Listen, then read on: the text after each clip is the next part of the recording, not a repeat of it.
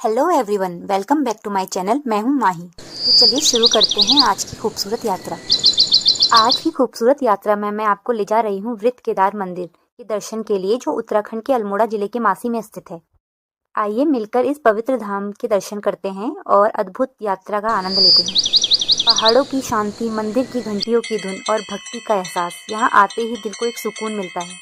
चलिए मिलकर इस पवित्र यात्रा का अनुभव करते हैं। हर हर महादेव।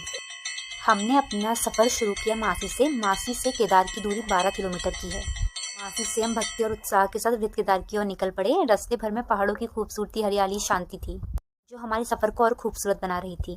केदार पहुंचते ही सबसे पहले हमें एक बड़ा पुल मिलता है। वो पुल थोड़ा बड़ा है, उसमें गाड़ियां आराम से निकल सकती हैं। उस पुल के पास थोड़ी छोटी मोटी पार्किंग भी है, जहाँ पे हम अपनी गाड़ी खड़ी कर सकते हैं। उससे आगे हमें पैदल ही जाना है।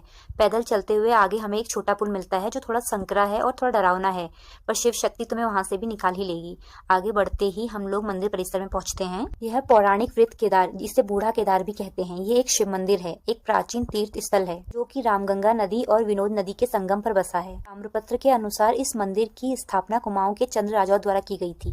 राजा रुद्रचंद द्वारा 14वीं से 15वीं ईस्वी में यहाँ पे निर्माण कार्य हुआ था। इसका विवरण हमें ताम्रपत्रों में भी मिलता है। कहते हैं कि राजा रुद्रचंद्र एक रात इस मंदिर में ठहरे थे और उनके स्वप्न में शिव जी आए और उन्होंने उन्हें कहा कि इस स्थान पे एक मंदिर का निर्माण किया जाए। उन्होंने शिव का आदेश माना और यहाँ निर्माण कार्य करवाया।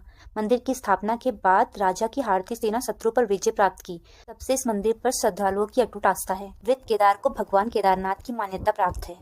अंतर से ही जो यात्री बद्रीनाथ मंदिर के दर्शनार्थ जाते थे, वो पहले इस स्थान वृत्त केदार पर प्रथम स्नान किया करते थे तथा इसी स्थान से उनकी धार्मिक यात्रा प्रारंभ होती थी। जो यात्री हरिद्वार से बद्रीनाथ की यात्रा करते थे, वो लौटते हुए इसी स्थान पे अंतिम पड़ाव का स्नान किया करते थे। यह भी कहा जाता है कि बद्रीनाथ की यात्रा यहाँ से आरंभ होती थी और अंतिम स्नान हेतु यहीं आना अनिवार्य माना जाता था, क्योंकि उस समय